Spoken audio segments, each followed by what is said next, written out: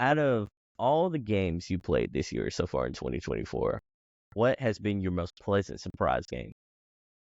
My most pleasant surprise game has been Black Myth Wukong that just Black recently Myth? came out. Oh, I would say it reminds me a lot of Stellar Blade in being from the how can I say this? From the outset, just as a okay. glance, you could be like, oh, it's a Souls-like. That But makes sense. it's like when you start playing it and then you start getting into like the systems, you start seeing, okay, they're tweaking their formula a little bit. A Stellar Blade is a game that lives in between being a character action-based game, like think Devil May Cry, think Bayonetta, or a Souls-like, Sekiro-like experience of like you gotta be perfect in your dodge and you gotta parry and all that. And Stellar Blade existed in that middle that made it feel unique in a sea of very samey, a very samey Souls-like experiences. Okay. And then the Jedi games from Respawn, in that it reminded you of like, okay, it's like you can see the inspiration, but it's trying to feel at least unique in some. So Okay. those are what would be the two that is similar to that. Everyone, that's just a little snippet of what's to come in this episode. We're going to be talking about what we've been playing. We're going to be talking about Gamescom, what we've been thinking about it. We're going to look at the internet and scour some of the hot takes and cold takes coming from Gamescom in a new segment that we have. And we're going to be giving our what do we hope to be playing in the future and thoughts and kind of like predictions. There we go. Anyways, if you like all that and you want to listen to it, you're in the right place because this is a single player experience and we're going to get to it right after the intro. Cue it. Round 1, fight. And that's the bottom line. And his kick is good. I need a weapon. You cannot escape. We forget 1,000 things every day. How about you make sure this is one of them? Here we go. It's time for the main event. All right, everybody, we're back. And so this is the single player experience. And as such, we got to have our intro. So, ladies and gentlemen, boys and girls, children of all ages, do not adjust your dials. You are listening to the best damn video game podcast on the planet Earth in this ether sphere on the podcast waves. I am your host, Sebastion Malden, and my guest today is a man that's beaten 100 video games. Many of those he has actually platinum. He is the man that has ruled the lands between. He is the peacekeeper of Midgard, and he has saved the land of Hyrule countless times. He is a writer and a games reviewer on the sites Season Gaming and the Critical Corner. Ladies and gentlemen, my guest today is the unbeaten one. This is Alejandro Segovia. Alejandro, how you doing today? I'm doing great. Thank you for having me once again, Sebastion. It's been a while, and I have been wanting to come back. Oh, yes. It has been. So before we get to the nitty gritty, how has your 2024 been going so far? From a games perspective, I am is it a Legally Blonde meme of the pancakes? Yeah, I think, yeah. So it's like the Legally Blonde that you're eating pancakes, they're just kind of serving you everywhere. I'm like, I keep reading all this like damn takes online of like, what a dry year of release. And I'm like, what are you talking about? There's just a lot of, like, there's a bunch of food you can eat. It's just that you don't like that food. So it's like, I feel like I'm eating so well. I have eaten so well so far. And just looking what's ahead just for the rest of that year, I'm like, God damn it, I'm going to like put out 20 pounds of gaming this year because I've been eating really well. Personally, without diving too much into personal stuff, it's been a little bit more up and down, like both in the country that I live in and just stuff at work and all that. But that's kind of the beauty of having games, and that's the name of my channel where you can find some of my reviews. It's like I love using gaming as an escape, and I feel like I've done some good escaping from realities this year. So that's been 2024 so far. That's been good. So we kind of talked about in the cold open here. You've been playing some Black Myth Wukong, and you've been enjoying it. How far are you into the game? I feel what like chapter? because I started literally the day it came out because I was not originally gonna plan on buying it because I was like, when you hear about a Souls-like experience, you just have to really be in the mood for it. Do I really want to get into this risk reward? Let us kick your teeth in kind of experience. And I was like, I already played the DLC of the very best of this kind of game. I feel like I've gotten my feel. I feel there's other games that are within the vicinity that I'd rather wait. And then the FOMO started hitting me when people started explaining what it is and what it wasn't. So I was like, I caved in and I ended up buying it. thank you PlayStation Stars for all the points that I've accumulated because it helped me get it for cheaper.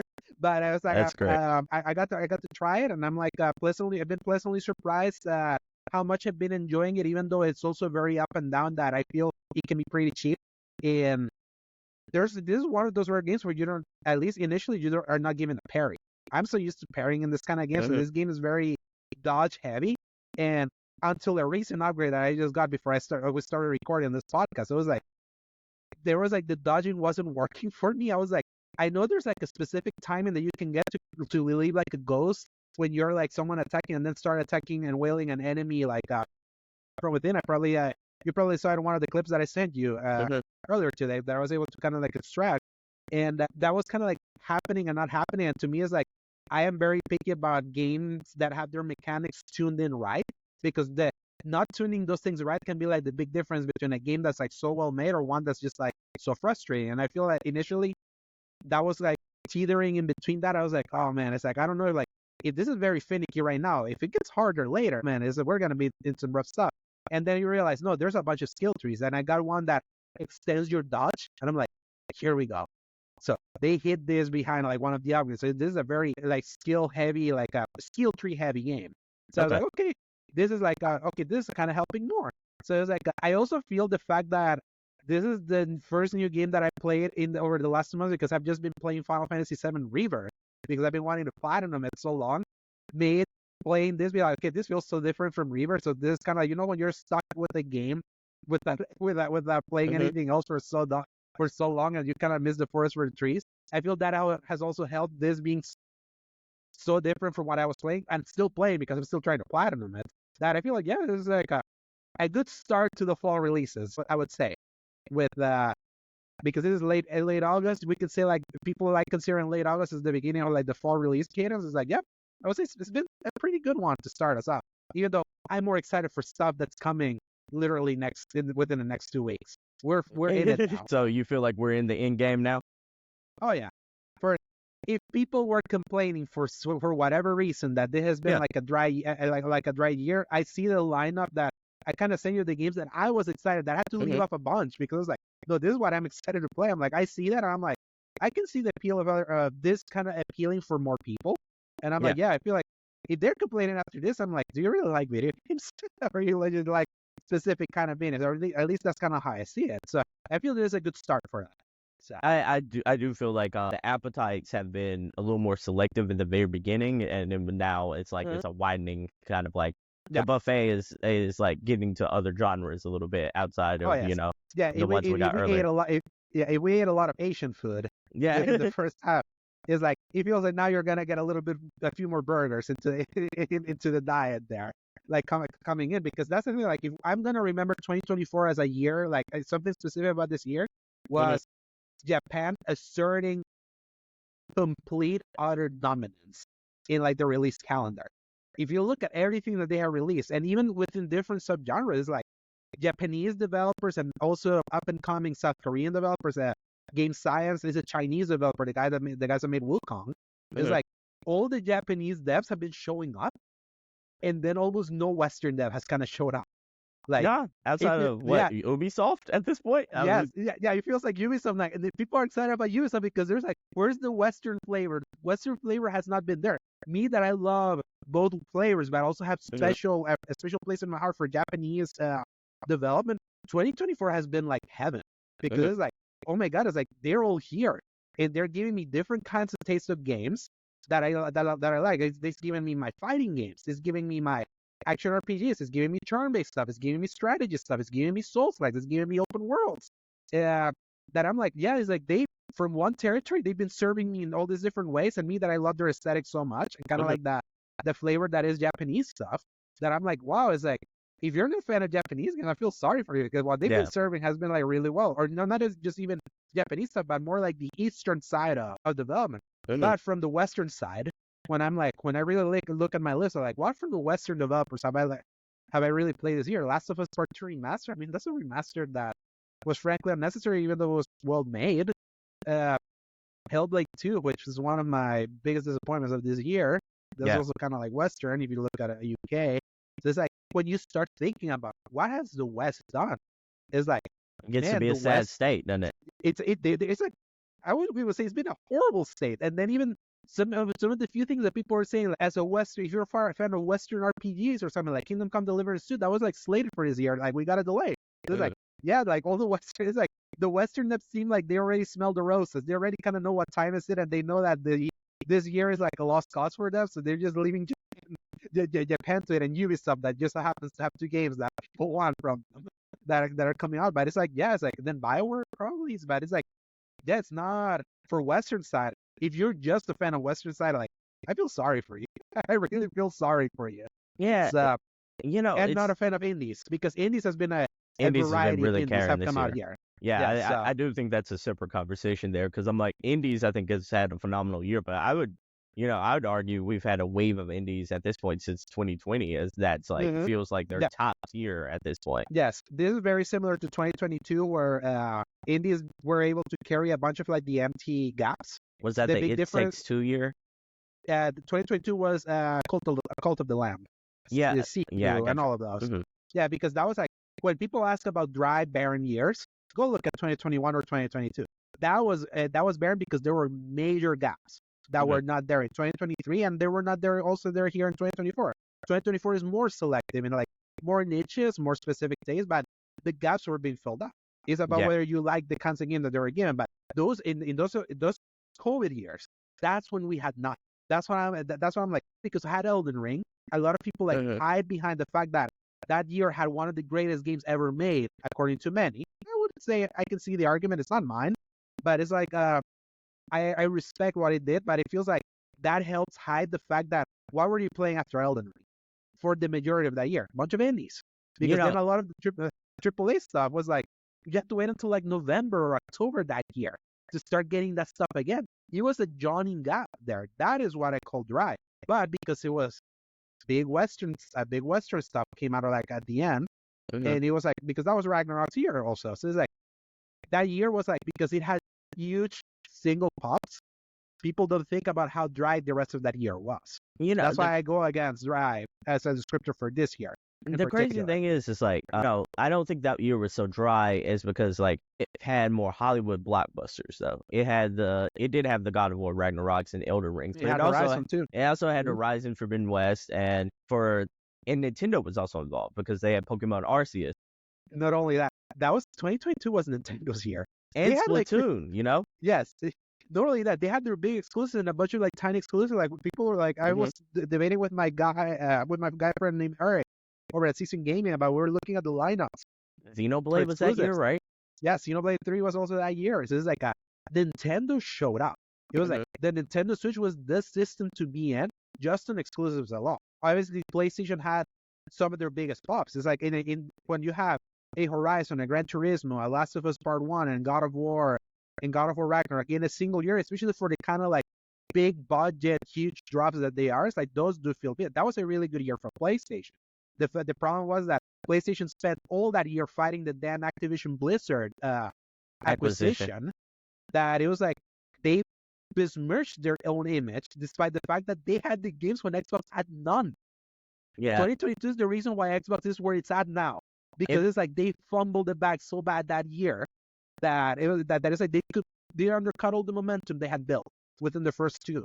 Yeah. So, 2022, I think like it's like it goes to show you. I think when like two of the big three, PlayStation, Nintendo, and Xbox, when they're active though, it feels bigger. It doesn't. yes. Even if the Mhm. library isn't as robust, because I do get your point. I think 2024 has a more robust back-to-back volume of Mhm. games there, but like you can almost argue that like none of those games feel like they're on the level of 2022's like big major catalog. Yeah. It's just The only one that I would put there is Rebirth, because I like Rebirth more than than the games that came out in 2022. But that's just me.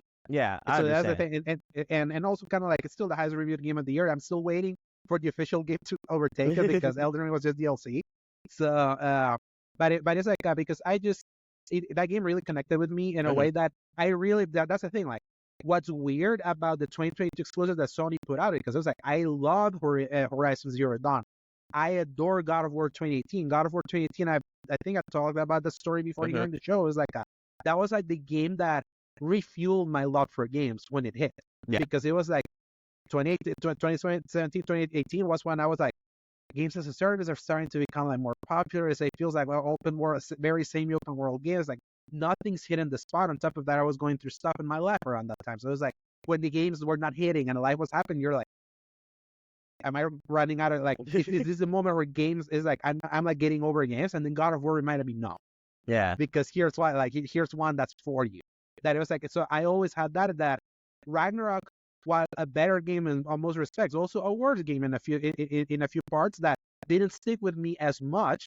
So I felt different about it compared to like how much I felt for both Zero Dawn and God of War, because Zero Dawn I loved as a new IP. I was like, oh my god, look, this is a fresh new idea. Look how beautiful it is. Like this is doing the Ubisoft open world game, but doing it much better, much cleaner. Because Ubisoft was getting real janky around that time. This was post Assassin's Creed Unity. The Far Cry games were kind of like getting janky, and Horizon was like really good. That of course got buried by Breath of the Wild, the most overrated game of all time. Quote me on that. So it was like I look at 2022 as like, because those sequels didn't like stick in my mind like the previous games. I admit that they're like objectively like they're really big, important games that kind of like obviously sold a lot and all that. They just didn't resonate with me as much when I look back on them. But I respect them for what they are. That's kind of like the big difference. But then when I look at what the lineup for PlayStation's first party was for 2022, the fact that they had all of those within that year. Anyone saying at the time, yeah, PS5 also had no games. Same as I was like, what are you talking about? Nah, man. Like, like you would die to have like. No, let's look at 2024 now, where Sony has such a robust volume of games because first party is not ready. It's like the whole PS5 has no games. It's like such a funny, like, bad faith answer, because it's like they have had them. They had it when they were offering with the games that people wanted, and they still have games when it's not the ones that people associated with the console about. It's like they managed to hit both. You know, that's what I find funny. It's a separate topic, but you know, I think the PlayStation 4's popularity almost did them a disservice in this generation. Yes.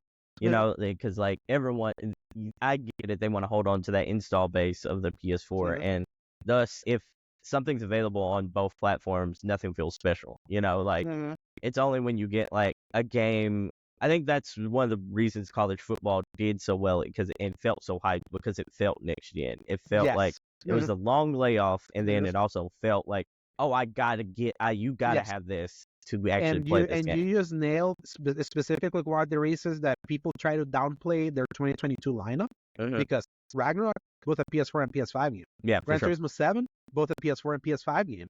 Horizon Forbidden West, somehow, also both the PS4 and PS5 game. Even though you look at it, the PS5 version, that thing looks next gen.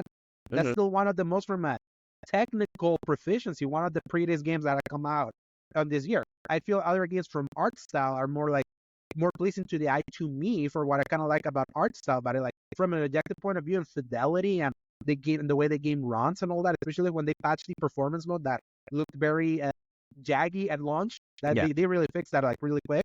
It's like, you cannot deny that, but it's the fact that it had PS4 versions that a lot of people are like, yeah, but where are the PS5 only games? Like, where are those? That people like, even though it's like, you're playing a really excellent version of that game still in your PS5. So it's like, so that's the thing. Like, either you start getting into the minutia and the technicality just to try to get gotcha points to kind of like downplay someone actually delivering you one of some of the best games available to you. It's like, it's what's been so funny about Discord. It's like, can't we just enjoy games? Because that's the thing. Like, where to me, whether it's on PS4 or PS5, it's still the game. I'm playing the game. I'm enjoying the game. It's one of the best games I've played. So it's like, at least that's kind of how I see it. But I also get that then when you start looking at, okay, what are just the only things that are only on PS5? And then you look at that list, holy crap, it's really small. Yeah. Like real small. I think, you know, you also want to justify your purchase, though. You know, especially in this consumer market where our dollars, you know, we want it to spread as far as possible there. You want to justify, this is why I bought this beefy $550 to $600 machine, depending on where you live out in the world. Oh, yeah. Like, or $900. Yeah, $900, you know, at the time of purchase with the scalpers and such like that. And yeah, it's like, you want to justify, this is why I had this machine. This is why I felt like it was justified to move on from the next generation. And I get that side of the fence.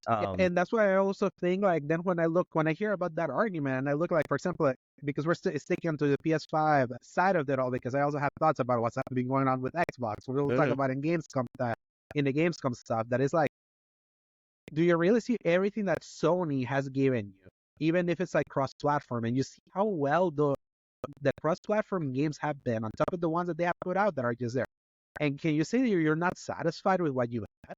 I'm like, that's kind of like why I'm like the reality of like what Sony has actually given, which by the way, like this is also something that I have to blast Sony for. Is like the PS5 generation has been a horrible PR year for PlayStation.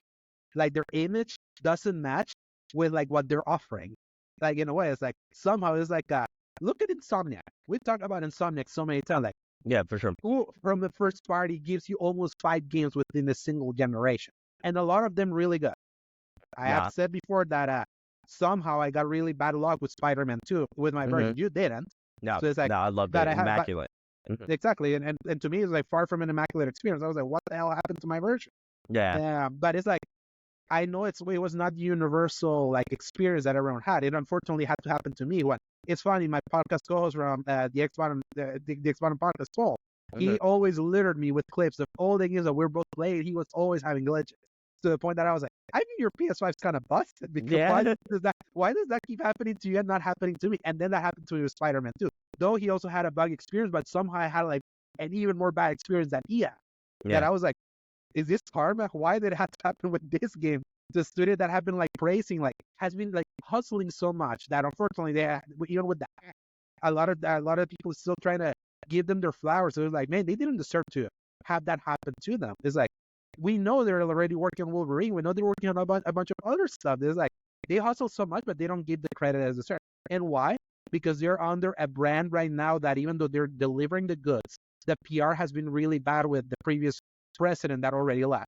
And they really got to like rework that image, because like that doesn't match the reality of what they're giving you. It's like everyone came into 2024 be like, what does PS5 have? And I'm like, per capita, like if you only count on bottom, like what are the exclusives they're giving you?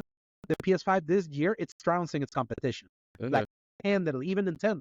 Yeah. Nintendo is having a really quiet year because we all knew that this was Switch 2's year. And then they delayed it because of where the economy was at and things were just not ready. So they kind of pushed that. So it's like, okay, you understand. Well, last year they had a really good year with Zelda and Mario.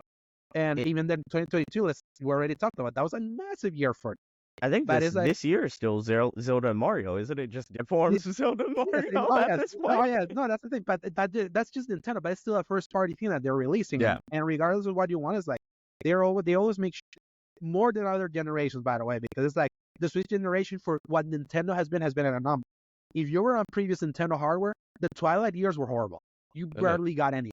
They've gotten much better at least feeding their fan base now.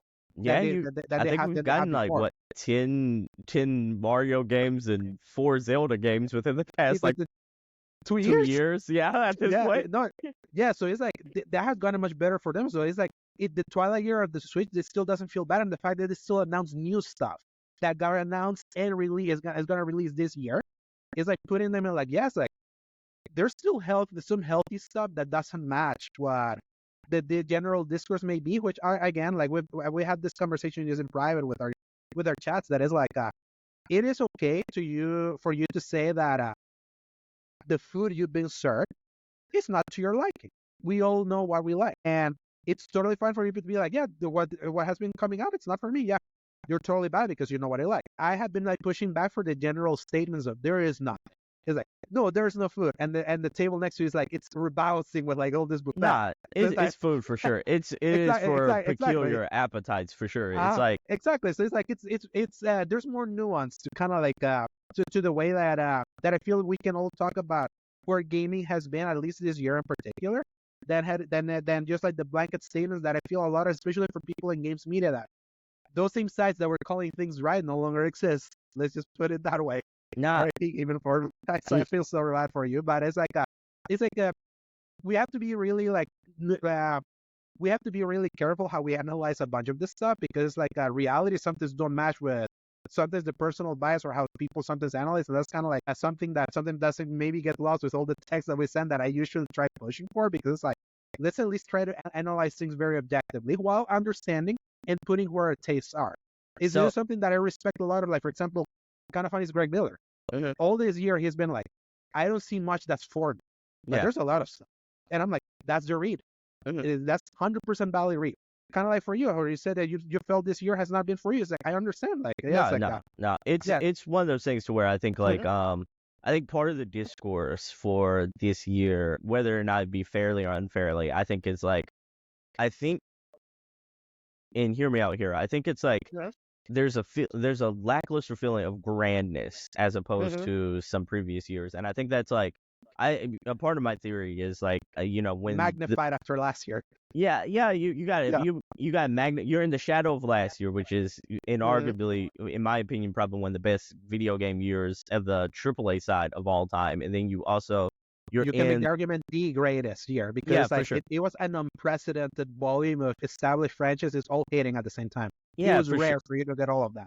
For sure. And then you're also in the shadow of what's to come in the future with what 2025 is looking like. So you're in the shadow, you're in the sandwiched in between two what might be generational years in video games, like Oh yeah. and then to add on to that, it's like it's a part of the marketing things. It's like when Nintendo's really hitting and PlayStation is really hitting, like when those two specifically are really hitting, like the year just feels different, like the year because like they market their games in such a grand fashion. Like Zelda Breath of the Wild and Tears of the Kingdom was everywhere during its marketing campaign. Especially Tears of the Kingdom. Oh yeah, for sure. Especially the last one. When PlayStation really believes in a game, not like Concord, but like really believes in a game, like God of War and all that kind of stuff, Ghost of Tsushima, they marketed that thing and it makes it feel grand, Spider-Man 2. Let's not even forget. 2, Like yeah. they went big with the marketing for that one. It's like in fact, like they believed in it so much that they were so content that that'd be like the only first party thing they released last year. Exactly. And they only needed that. And the only thing that they released next to it was Final Fantasy 16 earlier in the year. They hit 2023 with like two big with a two-prong attack. And a lot of people said, that's a more quiet year for PlayStation than usual, but it's like the hits that felt hit bigger though, because exactly. It's like they hit like nuclear bombs, basically, especially Spider-Man. So, and I think that's the thing. It's just like I think volume for particular appetites is like it shows that there's a lot of different genres that's being served. There's a lot of different franchises that's being served, but it's like when you have that grand feeling missing, it makes the year feel different. And I think that's a very subjective thing, but like it is for sure. It's very subjective, and it's a good thing that you also mentioned kind of like Sony being kind of like feeling like a victim of how they were being perceived on PS4, because it was during the PS4 generation that the whole idea about the importance of first party was kind of like really solidified at the worst possible moment where the dev times for said games was getting long. The expectations were getting grander. And it was like, we still got timely stuff, but now we're like in a different generation where people still carry a lot of that expectation now.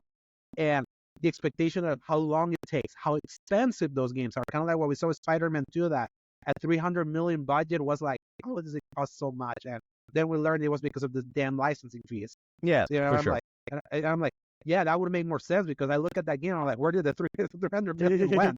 Because when I saw it, I was like, this would have been like relatively cheaper to make, because they already had like the baseline and all that. The assets and such. The assets is like so much was reused and obviously cleaned up and all that.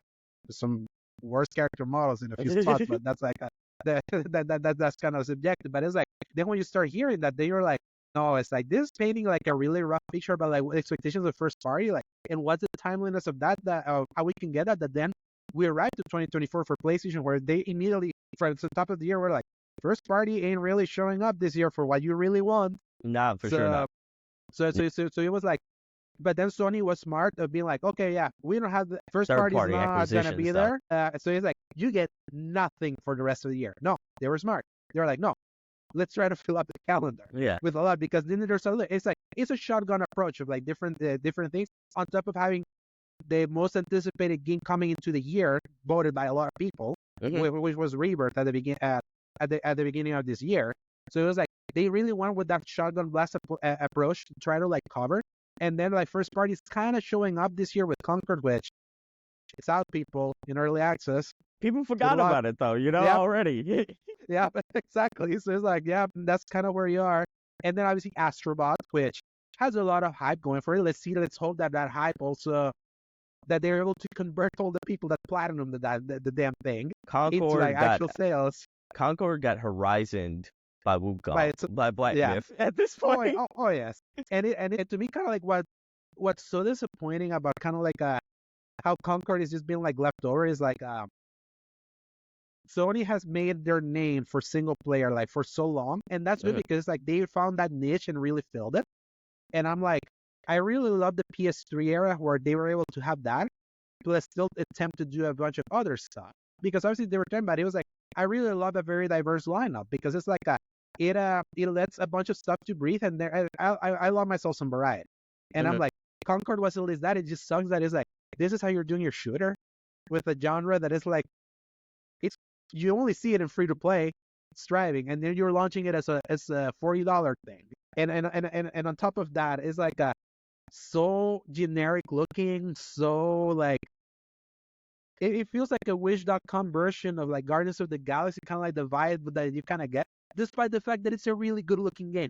If you look at that game, like next to like the hero shooter competition, is like, man, like the fidelity of what it has, it's like, yeah, it's like you can see that it was a Sony first party thing that worked on this, like when you're like playing it. But then it's like, it also has no personality. And then like when you see a game like Marvel Rivals, a brand that people know, and it looking like a very competitor in the scene like Overwatch, but now with like Marvel characters and gonna launch free to play and all that, it's like it's just like they launched that game like at the worst possible time. And I feel like there's an alternate universe that exists, that this could have been maybe similar to Helldivers 2, that it was probably a PvE thing when you're playing as the team that you saw in that trailer, and you're kind of going, it's like, I could have seen that, like, that could have been their way to do it. And it's like, I know you needed one of those shooters to be like competitive. You kind of need that, especially when this probably was greenlit around the time where they thought they were losing Call of Duty when Activision was being bought. Because let's not forget why they threw that entire fist like fuss in 2022 was because they were scared, because it's like they didn't invest in their own stuff because they had Call of Duty. It's like, why do we need it? Because they were like, their mentality was,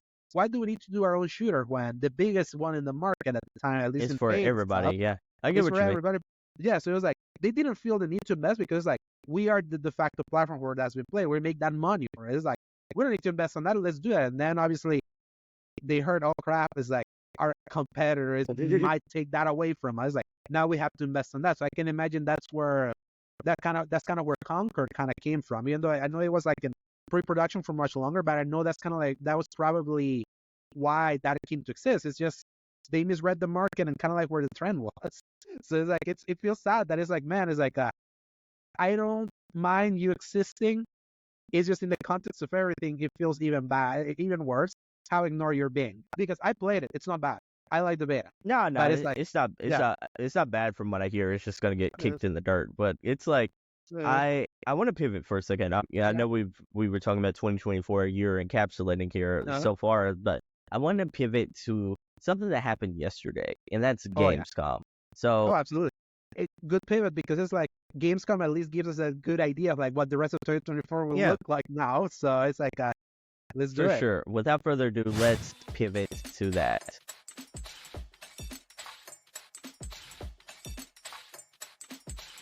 All right, so everybody, this next segment of the show is Cooking or Bad Take, where we're going to highlight some of the takes across the internet, because we scoured the internet to find people's hottest takes, people's worst takes, and we're going to read them out loud, as well as some of the news stories around them, and decide if they're cooking or if indeed it is a bad take.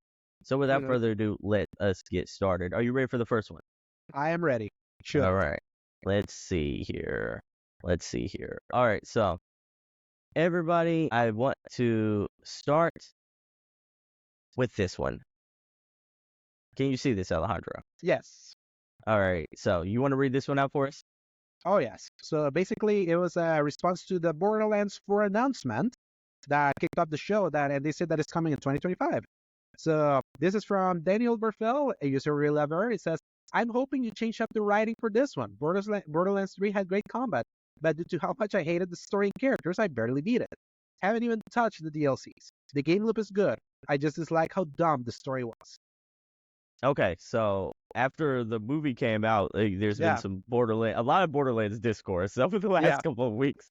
And so Yeah, I about, think it was so funny with your reaction to when the review embargo Uh-huh. dropped. Was like, man, this Borderlands movie set video game movie adaptations to This is like bad back. like 10 years, like 10 years, and he's like, yes, it's like you rarely see like because we talk a lot about like the importance of like critical discourse and all, but it's Mhm. rare for you to see a game, a movie like this being reviewed this bad on top of doing this bad at the box office. It was like a perfect So storm bad. of all the bad stuff happening at once. And the worst part, what I hate the most, is when people say that it's like it's not even bad and that it's so bad it's good kind of way. And that to me is worse because it's like you can't even have fun with that thing. So the announcement of Borderlands 4 in the eve of the movie, I bet you the plan was that they wanted that synergy to be like, hopefully people like this movie, and then they know the new game is coming. And I'm like, oh man, it's like now this got announced at the time where now the brand is like temporarily tarnished because It's pretty low at this point, right?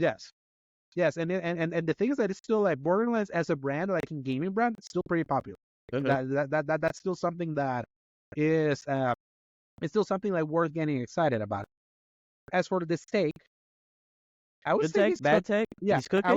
I would say he's cooking because it had great combat. I would actually agree with that because it's like I remember they mentioned a lot how they mirrored a lot of like the gun feel over Destiny back Mhm. when that thing was, and I was like, yes, because it's like the way Borderlands 2 felt modernly was you could feel that it felt dated a little bit, but I also agree with what I said with the story and the characters. Okay. Borderlands 2 was so well written. 3 was off. The writing with the Calypso twins, whatever those kind of like influencer characters were, was like so bad that it's like and the fact that the game was longer than 2, like at least to play the main campaign. Mhm. I love always doing the different characters, playing through them a lot because I always wanted to have them ready for DLCs. I only did it with 1 because like this is so long and the writing of this is so unbearable. I would say though, for the take aside that he didn't touch the DLC, I feel so bad because the DLC was actually really good. Okay. Really, really good. Yeah. They fixed the writing problems with the DLC. Unfortunately, you have to get through the main game to get to that. That sucks because that's the longest one too. Yes. Exactly. So it's like he cooking there, but I mean, bad take on not touching the DLCs there. Okay. Because okay. like those DLCs are good. I actually recommend them. So All right. So pivoting, not necessarily pivoting, but like to elaborate, Borderlands 4. You excited? You're not excited? What's the excitement level 1 through 10 like for you? at 7. 7? That's Yeah. okay. That's middle of the road. Mhm. I like that. Yeah, it's like yeah, it's like a middle of the road exam because it was just of course there was gonna be a Borderlands 4, like Randy Pitchford was kind of like teasing it, so it's like you knew that it was happening. That's why like they stopped DLC for 3. Obviously they did Tiny Tina's Wonderlands just 3 years ago, which was pretty good. I enjoyed it, but it's like I want to see what they do next because the thing with Borderlands 3 is a looter shooter that I played a bunch of those. Borderlands 3 felt so dated despite the improved combat to what I expect from looter shooters and lack of customization and the lack of like being able to keep your best weapons like upgraded. Something that I love about looter shooters recently is the fact that you can, if you enjoy a piece of gear, there's ways for you to like keep that gear relevant. And the way you kept those things relevant was constantly redoing the content over and over and over again at a higher level to get that gun at that same level. It was so exhausting. So I'm like, I want to see how Borderlands 4 is an improvement and how they finally maybe take a cue of what's been in the market. So 7 Okay. for me. Okay. Yeah. I haven't played Borderlands since Borderlands 2, and I didn't finish Borderlands 2, so this really doesn't do very much for me. But Yes. So you completely missed 3. Yeah. You didn't miss much, I tell you. yeah, so I can't really Uh, tell you if this is a hot take or uh, bad take, but Yes. you know, we'll see. We'll see how people respond when the game probably comes out. What 2025, 2024, Yes, 2025. 2026? I would say considering the gap between Borderlands 2 and 3 was 7 years because Borderlands 2 was 2012 and then 2019 for Borderlands 3. That was like too long a gap. Also because Battleborn happened in between and that derailed them like for so long. So it's like maybe that's why Borderlands 3 felt like so backwards because it's like their design ethos didn't really advance despite the fact that there was so much happening in between. Now we're getting this relatively quick. I thought it was like because I have my friend Josh, Yeah. that loves Borderlands. I was like, man, I wonder how this one will be because it's like it's been 6 years. It was like, do you forget about Tiny Tina? I'm like, crap, you're right. That came out also 3 years ago. So it's like they're giving this some like shorter cadence to release. So it's like I appreciate that it's not we'll see what this is pretty soon. So Okay. All right. The next one. Here we go.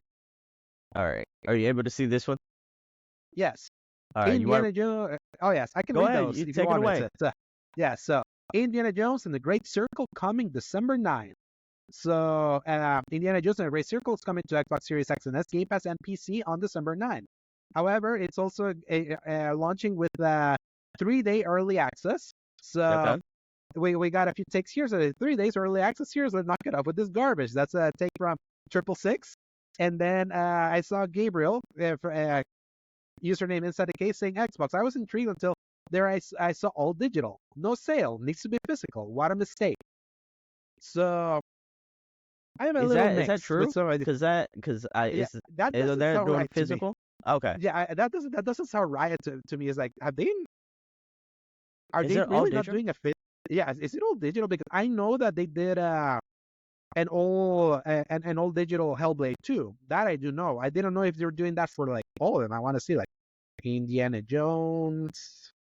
Yeah. Let's say Let's like look at that it's a up bad for a take. second. Yeah, let's say, because that will determine if it's like a take out of ignorance, or if it's really like what Xbox is doing. Indiana Jones and the Great Circle. Mm. Physical. Would that matter to you though? If it, I'm like, To me, yeah, it's like are you I a physical I'm a person? I'm all digital because it's much cheaper for that for digital for me, because I have the US stores compared to like what I get here. Yeah. I am a proponent. I'm always a proponent of their both options always existing, because I know there's a lot of people that love the physical touch. Let's say, if like they feel like they own the game, because you never know what's gonna happen, especially in a game that's licensed. Mhm. After the nightmare that has been for me to require a few games that I lost in the PS3 360 era because they got delisted because of licenses. I get the idea of wanting like a physical copy because they're pretty valuable. This one does seem weird if it's not if it's like the digital only. Let me see. Okay. So Is it I'm seeing right here on uh, pre-order the Great GameSpot? Circle. Oh yeah, I'm on GameSpot as well. I'm on GameSpot as well. It Yes, looks they're physical.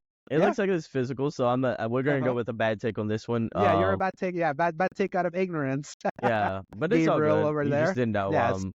So Yes, but that's the thing. Like those can be that's the irony of the internet era Mhm. nowadays. Knee-jerk reactions of not understanding what they're seeing.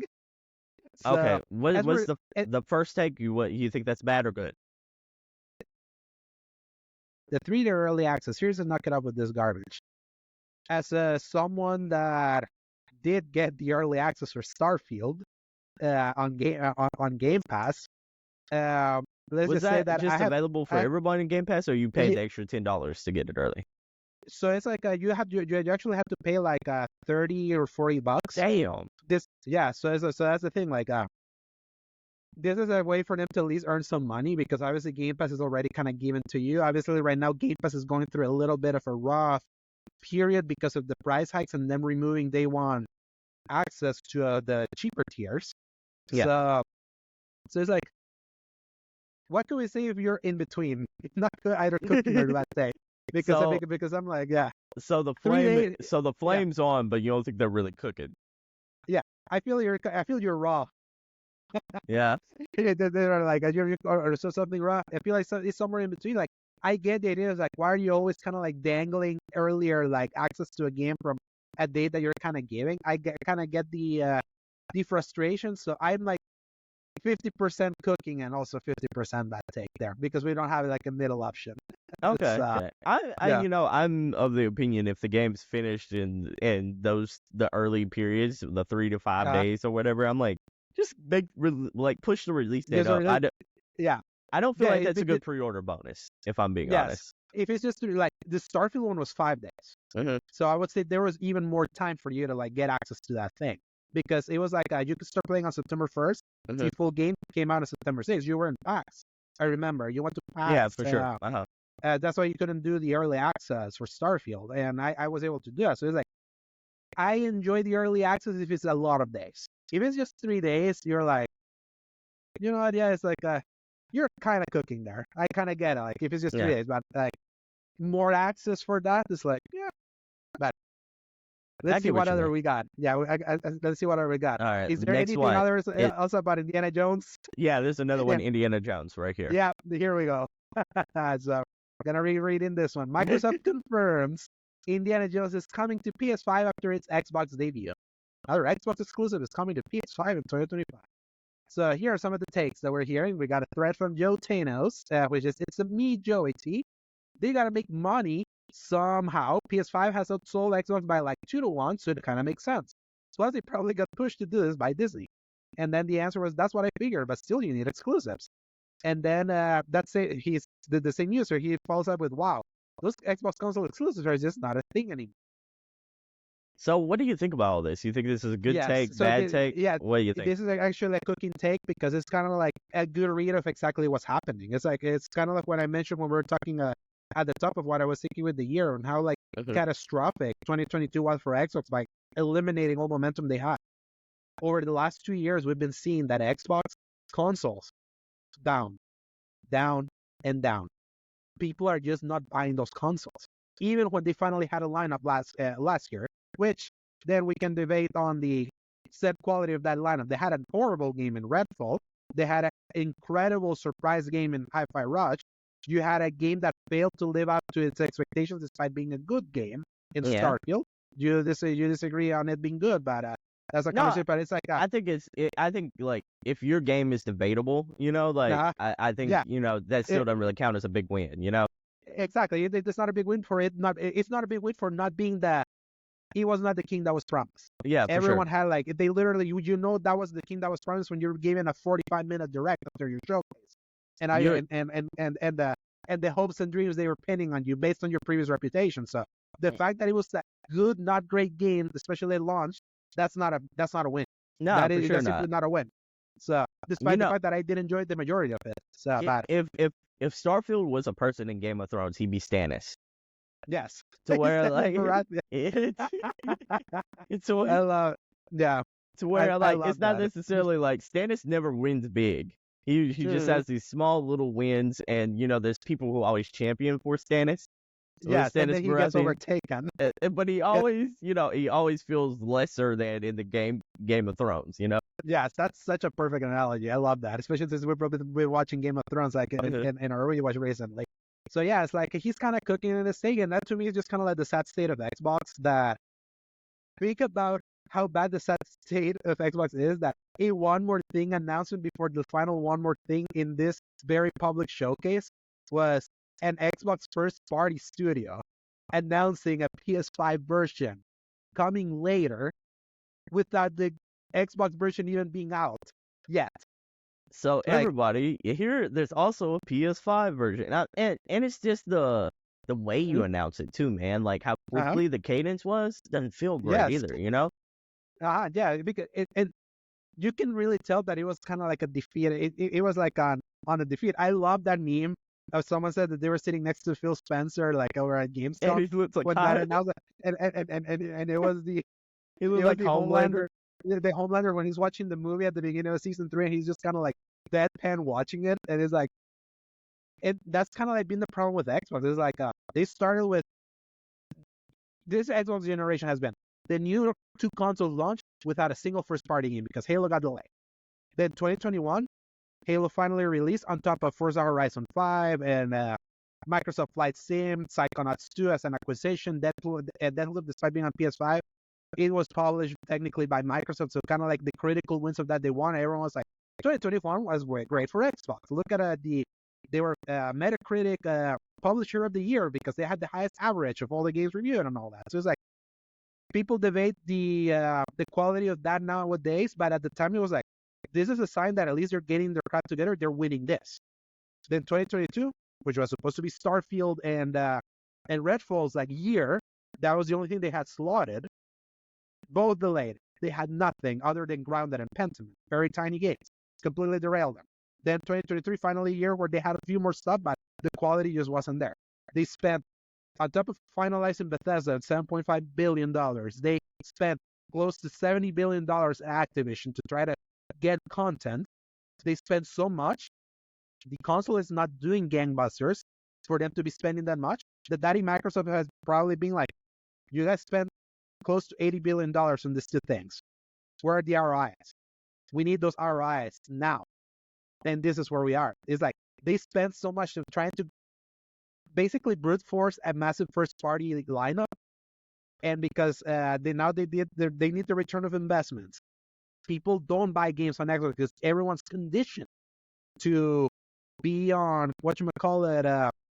I'll wait for Game Pass. It's on Game Pass. It's like you already conditioned people to not buy. Now you're also like people saying you don't really need an Xbox. You can play on PC, you can play on cloud, and all of that. It's like they've done everything to try to spread the field and not build up the importance of their console. That this is where we are. One of the few exclusives that you have left, because a lot of your lineup for this holiday, the one that I posted you is like DLC for Starfield. Obviously, that's still an exclusive for you, but it's like DLC for Diablo multi-platform. You know, it's still DLC for DLC. Diablo. Call of Duty multi-platform thing. Obviously, you're gonna get all that money. That's good for you, but it's like perception-wise, that's not a. Think about like what that means. Is like your big hitters are everywhere, and then the few things you still had that was only for you. In this case, it was just Indiana Jones because About left the building. Yeah, coming out in February. It's like now it's like you announce that in the spring. If this is coming in December, when is the spring? 3 or 4 months later. So I want to ask you this this question before we go off into the next one, because I think this is a poignant question here. In December, historically speaking, hasn't been a month to where like big bangers normally come out. It feels like, especially after the Game Awards like nomination. Yes, it feels like a dumping ground. And that's always something that I've always resented about the Game Awards, how they like rewarding the stuff of the year, despite the fact that there's still a lot of games still slotted from November and December that are still pretty great. And always their excuse was that they can be nominated for the next year. But the truth of the matter is, a lot of people, when they're thinking about Game of the Year, they're not thinking about late November and December for when they're trying to tabulate. So that's always something that I've resented about that. Yeah. Especially when, for example, like one of the biggest misses for that was Far Cry 3 in 2012. Especially for a game that reviewed that was a good one. Yeah, for a game that reviewed as well as it did back then when Far Cry was like still Far Cry, because obviously right now that formula is like beaten to death now. But that was one of the best reviewed games of that year, Far Cry 3. A surprise like last minute game of the year, like candidate and winner for a few for a few outlets. And also a game whose design ethos you see everywhere now. And you saw for a while. Like the checklist open world games. It came out December 4th.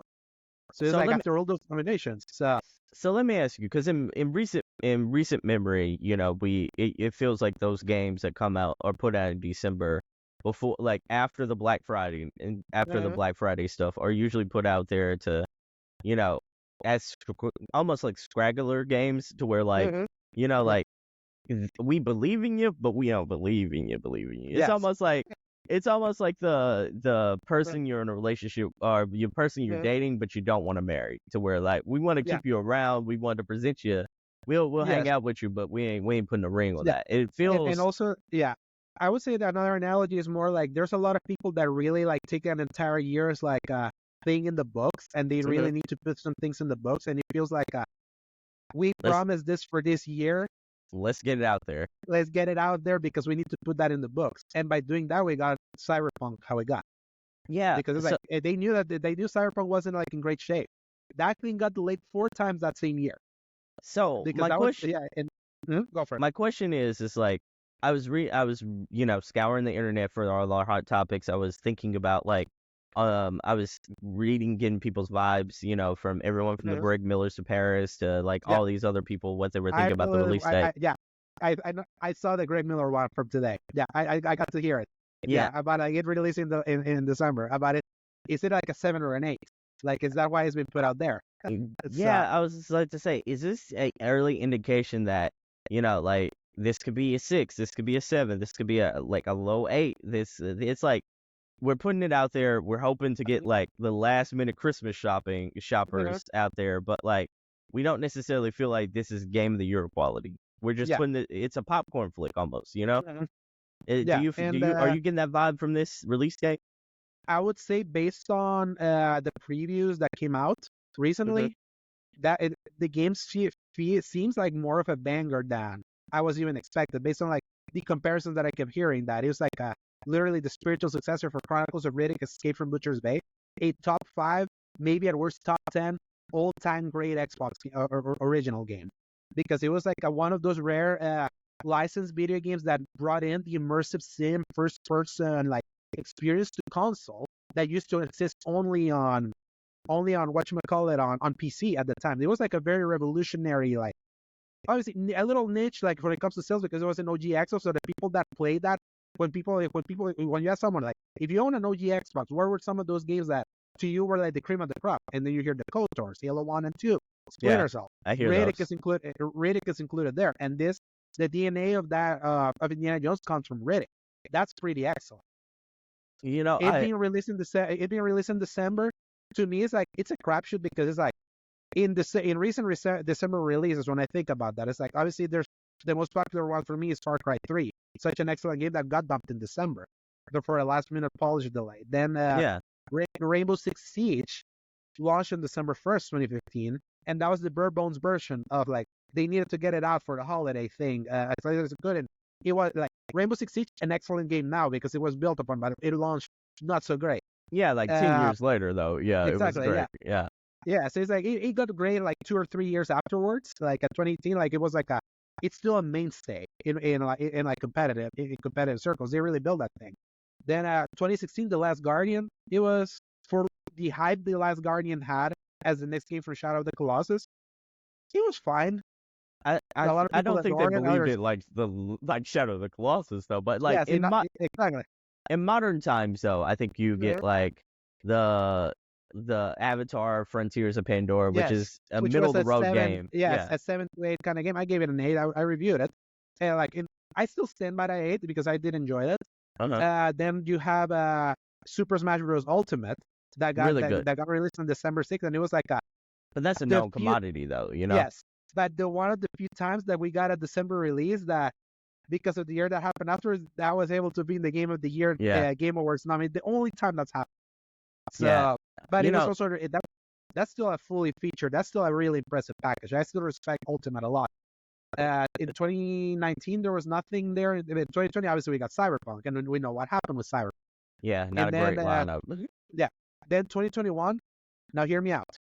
We got launch era Halo Infinite that reviewed really well.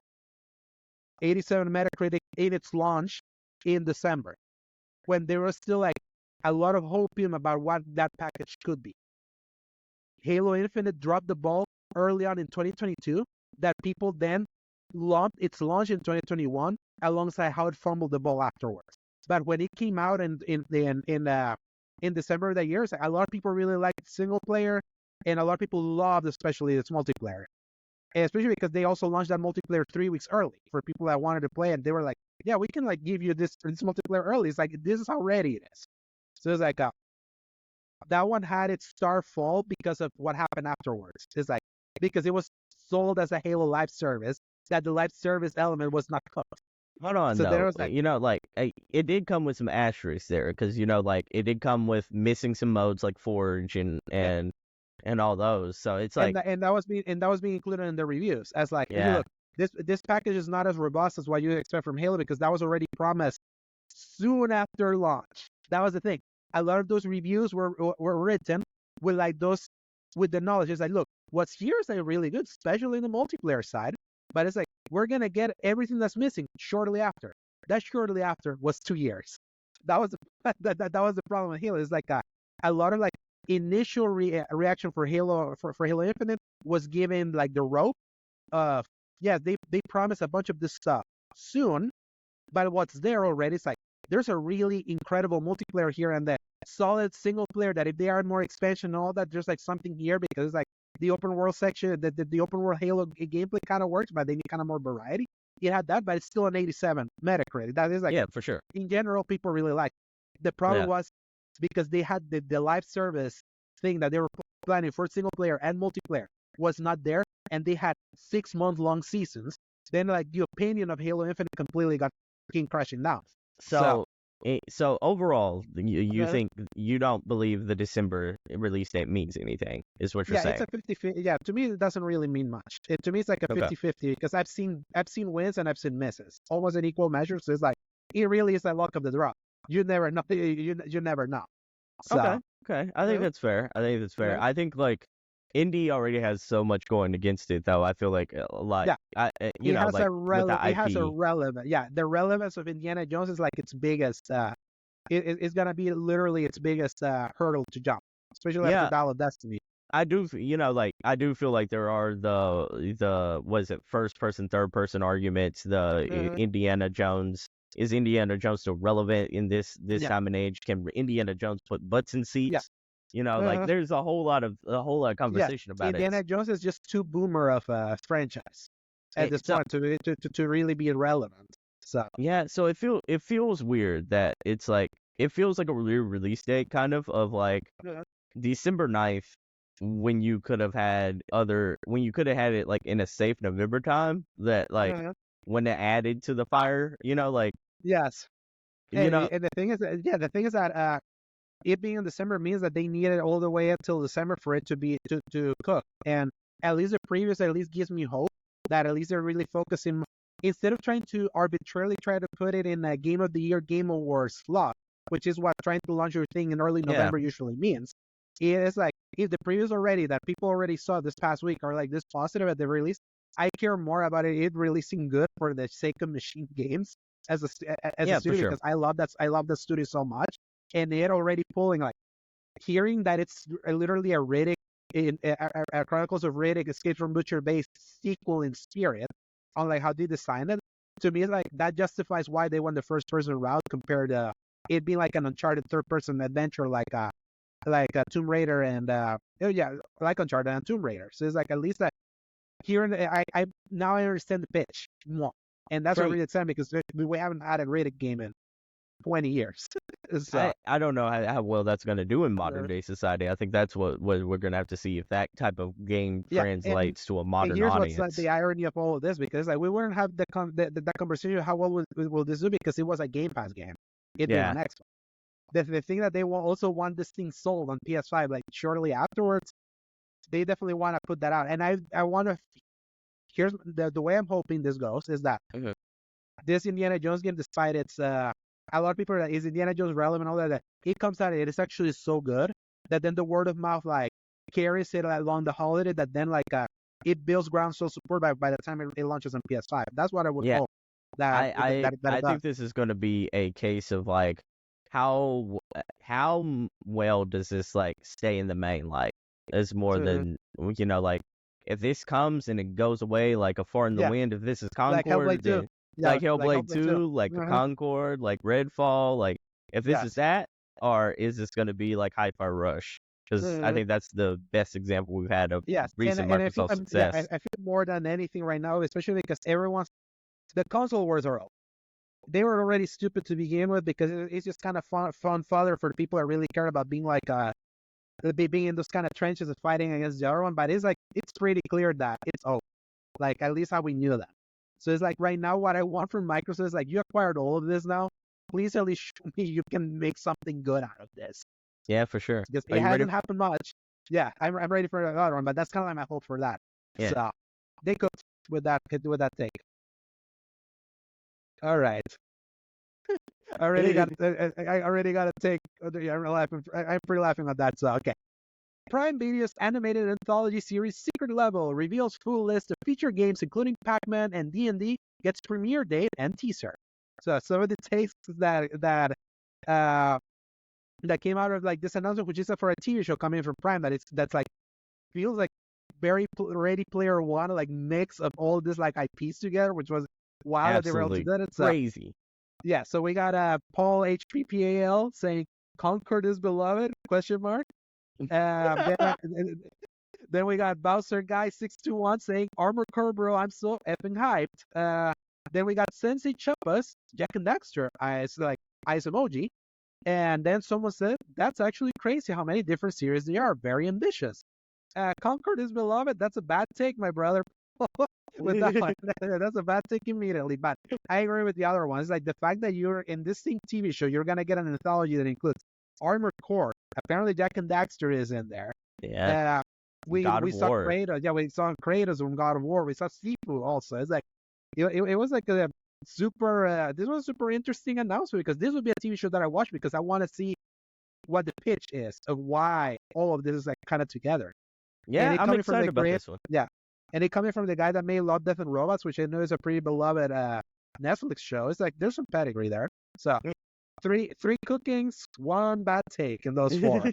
Maybe he was being sarcastic with like, because of how he wrote it. Like Concord is beloved. Like what? You know? Yeah, so it's so completely like irrelevant. That's what my bad take there. Next. Yeah. All right. So here's our final series of bad takes. What do you think of this one? All right. So the show ended with a reveal of Mafia: The Old Country with an official teaser trailer. So uncovered the origins of organized crime in Mafia: The Old Country, a greedy mob story set in the brutal underworld of 1900s Sicily. Fight to survive in this dangerous and unforgiving era, with action brought to life by the authentic realism and rich storytelling that the critically acclaimed Mafia series is known. So we got CDU B901 saying, gonna be effing wild if we get another Mafia game before GTA 6. I love that so much. New Mafia game, let's effing go. A Mafia game without cars is gonna be weird. And then that was Dodo 1610, and then we got Master Wolf X saying, I hope it doesn't have the documentary video scenes like Mafia 3. Mafia was point A to point B. Mafia 2 was perfection. Mafia 3 was just not what anyone wanted, and this better be a step. So there's a few before you start, I wanna so out of those takes, are there any that are cooking on which ones do you think were bad takes? Okay, the other one, I would say it's a bad take about the Mafia game without cars is gonna be weird. Okay. I mean, I can see that going either way. If it's like horse and buggy, maybe, I don't know. Yeah, I feel like I feel like without cars, it would be like an interesting like case. Let's see how they prove they can do a Mafia game without cars. Which usually when you're driving a car is just for you to go to point A to point B. Traversal is going to be important though, especially if they do like a big open world. Yeah, and here's like what's interesting, like with what Master Wolf said. There's a few your bad takes here because I did like the documentary video scenes from Mafia 3. I feel that I did too. I love that helped a lot with the vibe and the presentation of that game. From a story perspective, when you got to the story parts, Mafia 3 was really good. When you were engaging with the open world banality of having to fill up a bunch of like rackets and all that for you to get the next story sequence, that's when Mafia 3 was bad. Lincoln Mafia was his name, right? Yeah. Lincoln Clay. I see it right here. Yeah, Lincoln Clay. I love Lincoln Clay. I love his story. Like every time you were with the story stuff, that game was cooking. I enjoyed the gunplay. I really enjoyed. Was it New Bordeaux or whatever? I don't remember what the city of that of Mafia 3 was called. It was basically Louisiana without being called Louisiana. It's like they couldn't really nail how to do open world progression, and it felt like they studied the original Assassin's Creed, where you needed to engage in a lot of banal activities for you to get to the next story beat. I really hate Gotham Knights did the same thing. I would have loved a Gotham Knights that took you from story beat to story beat to story beat, no problem with that happening. New Bordeaux, you got that right, yeah. Yeah, nice. I still remember. I still did. Yeah, yeah. So I would have loved because I remember Gotham Knights was like, now go find 3 to 5 crime groups and beat them. You beat all 5 of them, okay, you can now start the next story beat. I hate when you have an open world that you have to put that restriction to engage on very boring like side activities to try to see that you're engaging with the open world, and until you can then get to really good stories, which was my big thing with Gotham Knights, that I thought there were stories elements of that game in the main story stuff that was good, that was hidden behind a bunch of stuff. And I feel Mafia 3 suffered the same thing. So Bad Master Wolf has a mix of bad take and good take, because I agree that Mafia being a point A to point B thing helped a lot of it, because it was they were very narrative driven stories that just so happened to have like an empty open world that you're going from point A to point B, but it didn't matter because it was about the Mafia story. If you're doing an open world, I hope they rethink their approach. So it's like, because Mafia 3 had a really great story that it's open world being forced on you run. So mix of both in that, Master Wolf. But if a new Mafia comes in before GTA 6, I will laugh hysterically, because this was just an announcement. They didn't really tell us this was next year. No. And it's 2K. Like 2K publishes both games. So I would hate for Mafia to get buried under GTA. So I would hopefully they push that back to the following year. But yes. Well, we'll That was see. one of the reasons why like the Saints Row reboot to me was so disappointing because it was like because GTA was just MIA. It was like finally we're gonna get a GTA type open world game because I Yeah. haven't had that in forever. And then we got that garbage. Yeah, that was So, rough. Yeah, it was rough. It was it's so unfortunate because I was so ready for it. I was like, I haven't had a GTA like game, and Saints Row is usually pretty fun and like nimble to just take in. And it's like, man, Saints Row the third was so good. Why couldn't they do another one? Like, why did they have to reboot it and do it worse? Okay. So I want to pivot to our last segment for this particular episode, and that Mhm. is, what are you hoping to play? Do you have So- something you're hoping to play in the upcoming days or weeks to come? Yeah, for sure, Star Wars Outlaws because I'm the designated. Yeah, I'm the designated reviewer for Star Wars Outlaws for Season Gaming. So I am seeing already like it's all. I always feel like Squidward watching in the window Mhm. to Patrick and SpongeBob enjoying the stuff. Like every time that I see like a Paris Lily or a Danny Pena or a Greg Miller or everyone, I'll be like, I got the game reviewer. You can look forward to my thoughts on said day, and I'm like, gosh, it's like it's rare for me to get like a code relatively early for embargo, like to be able to hit those pre-release embargoes. And the times that I've gotten it had been games like Skull and Bones. So, You so, feel so, salty about that one. exactly. So it's like those are the games that I get that. And then usually, like for example, Rebirth, I got a launch day code. For Avatar, I got a launch day code too. So it's Yeah. like Assassin's Creed Mirage, I got a code 2 days before. So it's like, okay, it's still early, still pre-release, but it's like it's not not enough like time to actually it's not marinate through it. exactly. And it was like I've had pre-release like $100 edition experiences before. I just got a code for that, so that was the only reason. I haven't had that like you're getting games so early to hit an embargo before like I release it. So I'm like, here's hoping. But yeah, Star Wars Outlaws is like the one that has been like that was after Rebirth going into 2024. That was my most anticipated game of the year. My excitement grew with the UB Forward presentation, and then my excitement cratered a little bit when I saw the IGN gameplay that they put out. That was like a 10-minute thing. Yeah, that I the was first 10 minutes or something, I think. Yeah, it was. so I was like, what the hell happened? It's like this, the polish level from the presentation from UB Forward to that was like, oh, a high running PC to a PS3, basically. Yeah, and yeah, so I was like, okay, so it's like, if that's how it's really gonna be, I've gotta like lower my expectations. But then the preview cycle came in and be like, no, it's actually better than that preview. That was just much earlier footage, and I'm like, why did devs keep doing this? Keep giving IGN like the lower quality footage they put out. I'm like, that just hurts. That just kind of hurts the hype cycle for that. But I'm hoping because open world Star Wars game where you can like take off from a planet and go to another one.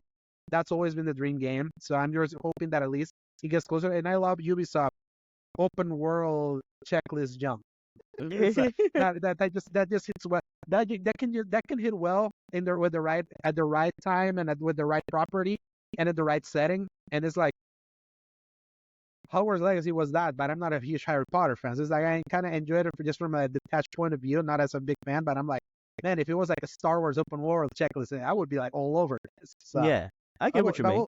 We'll see that, and that's relatively soon. And then Astrobot, it's so soon after. Yeah, it's like, yeah, those are the two like immediate vicinity. I'm like, oh man, it's like these are. I got my big meal and my Frosty like next to each other with within a week. We're literally so close to Outlaws. It's kind of nuts. One feels like it's going to be like a high polished like steak dinner, but in a very curated way, and the other one's going to be like that junk food that's just going to hit right, you know? Oh yes. Exactly. So it's like I can't wait, and I'm hoping. I was a huge fan of Jedi Survivor. I was the guy that reviewed for Season Gaming. Did I overrate it a little bit?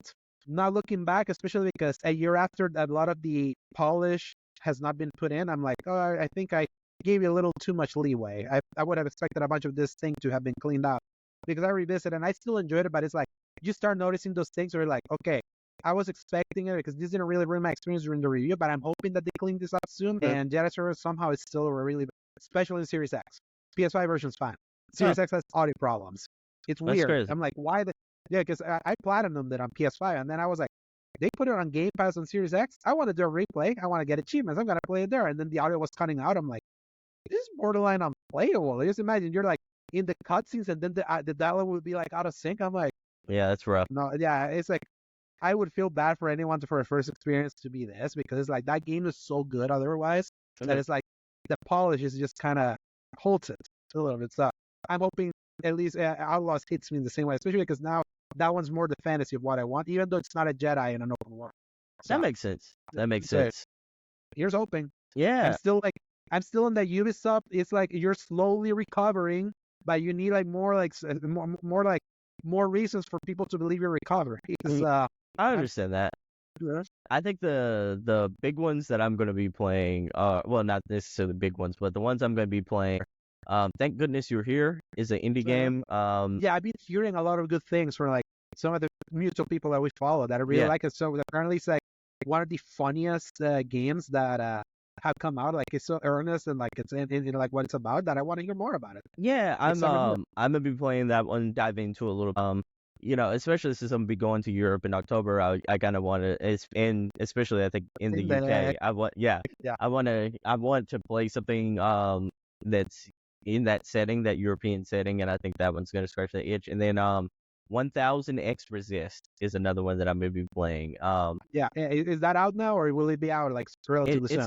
It's out now. Okay. It's out now. It's almost like a Nier meets Persona art style meets almost kind of like a space Star Wars type environment. And it's like all those kind of elements. Gosh, I need to see it. That or you're speaking like my language there. Like, yeah. I love Nier, like the Persona style. Like I find very appealing. If it's sci-fi too, man, that would be. I've only been like a couple hours into it, so I can't tell you if this is like hidden on all fronts yet. But I'll read you the description. 1000X is a thrilling sci-fi adventure. The year is unknown. A disease has been spread by alien invasion that keeps you underground. You are a watcher. You are dutifully fulfill your promise in serving the All-Mother until the day you discover a shocking secret that changes everything.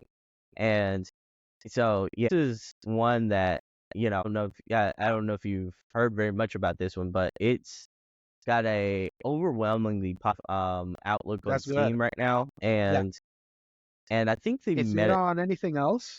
It's on the Switch right now. I know it's on the Switch. I was offered a code for PC or Switch, and I'm not choosing Switch for nothing in the world. Nothing in the world. It's hard for me to go back to playing the Switch nowadays mostly because the AV buttons plate me. Steam that ruins it for you. Yeah, it's like now we're finally at the point where it's like, look, the Switch is 7 years old this year. The Steam that finally released, like competitors are there. The idea of the Switch was so novel. Now we're finally getting people taking advantage of that, of what the Switch started. It's like when you get a taste of that, now the Switch feels stinky. Nintendo needs to release the new one. So that's kind of like where we are. It's like no one can objectively debate like the success of like what the Switch did into reopening handheld gaming at such a high level to re-inspire others to do it. It's like, and no one can deny that how much that the Switch has made successes out of previous franchises that were not. Yeah, I showed you the sales figures of what Metroid, Zelda used to be before the Switch. It's like Zelda and those franchises were never like as big as they are. Even Luigi's Mansion. So it's crazy, like the isn't Switch it? did all that.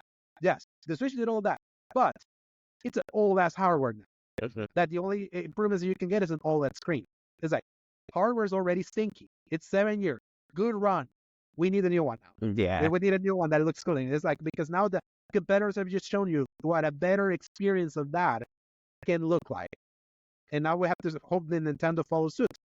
Yeah, so I'm gonna play that one, and it's hovering around that 84, 86 zone. I love it.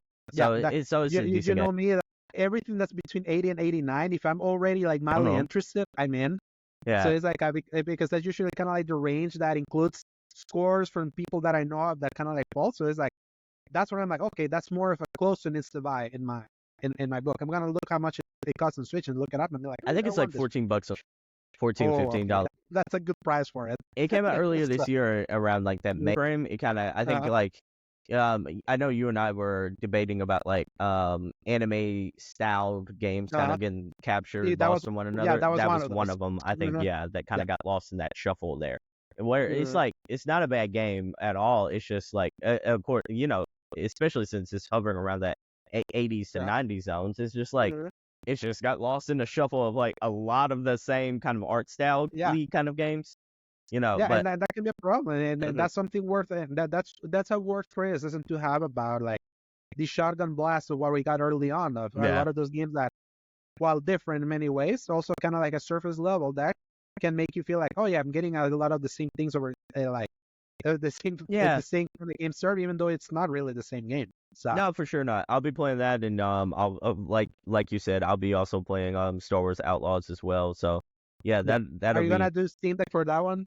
For Outlaws, or are you gonna be I'm mixed because I think I'm going to, if I get code for wherever I get, it's going to be whatever I play. But like I think I'm going to, if I do get a PC, I'm going to try to play a lot of it on the Steam Deck, and also with the Ubisoft Plus, I think like you can do cross platform with Xbox. So I'm like I'm gonna try to do a lot of it on Steam, and then a lot of with the Steam Deck, and then a lot of it on Xbox when I'm actually in front of the big beefy boy upstairs. If you send us code, like I'm already kind of mentally prepared that it's gonna be Xbox, because Xbox, if you see a lot of the footage that's been previewed, it seemed that Xbox got kind of like that marketing deal for that one. So I can imagine it because Xbox doesn't advertise it, you know? Yeah. Yes, that's the irony. Is you only know it by looking at the video, and what are the bottom prompts? So it's like, oh yeah, there's Xbox prompts in that so one, and stupid. then AC Shadows has the PS5 inputs. So it's like it's so funny. It's like you get this one and you get this one, but which was gonna be more successful? The one that the console that it's in everyone's hands.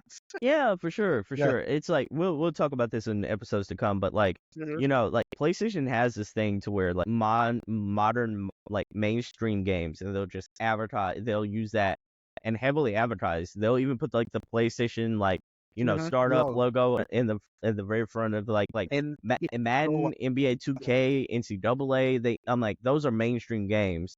All of them had like the PlayStation logo in the intro trailers, like the debuting trailers. It's wild that Madden didn't have the Xbox logo, because the Xbox Game Pass Ultimate has EA Play.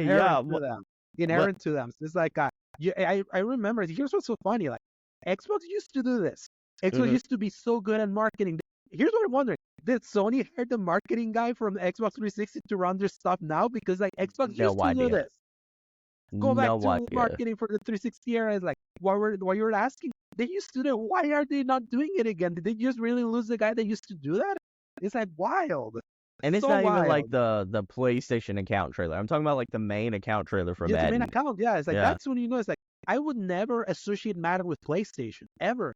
That's like I associate Madden so strongly with Xbox, and then I associate NBA and FIFA with PlayStation.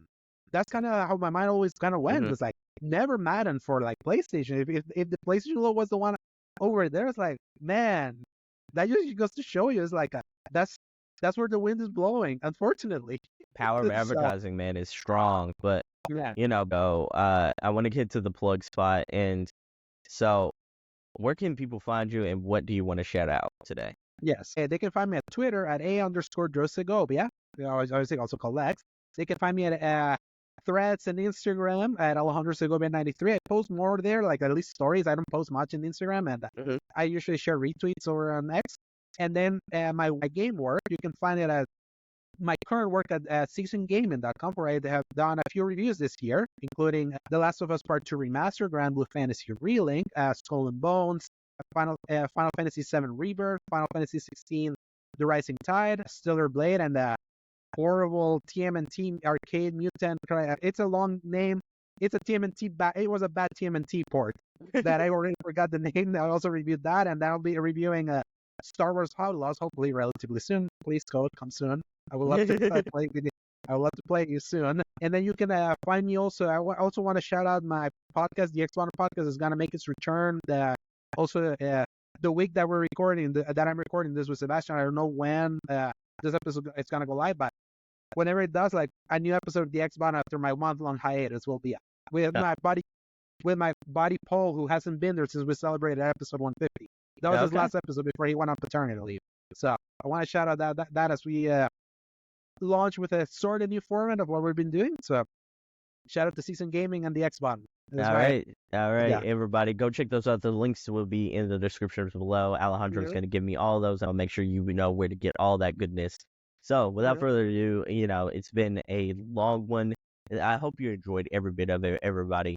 I hope you enjoyed all the Gamescom coverage, the highlights. We didn't cover every single 150 games that they actually talked about, but we talked about some of the highest stories. Those were kind of like the high level ones. Yeah, sure. Yeah. For sure. If you want to give like a short TLDR, what was the biggest of the biggest? Is where we saw the takes. Of course, yeah. Like if you like what you hear, though, stay tuned for this and all and more. Go check out the YouTube, and if you're listening on podcast services, go check out the YouTube channel. If you're listening on YouTube, go check out the podcast services. All that will be in the link and descriptions below. Anyways, I've been Sebastion. That's been Alejandro Segovia. Until next time, peace, everybody. Enjoy that single player experience. Bye. Hasta la vista, baby.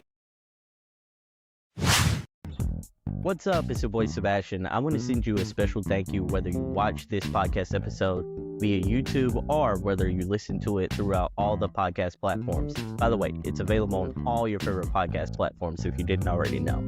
Anyways, if you like what you heard, go ahead and hit that like button. Also, don't forget to subscribe so that you stay tuned and locked in to all things within the Single Player Experience podcast. Anyways, until next time, stay safe, stay gaming, and enjoy that single player experience. Bye, everybody.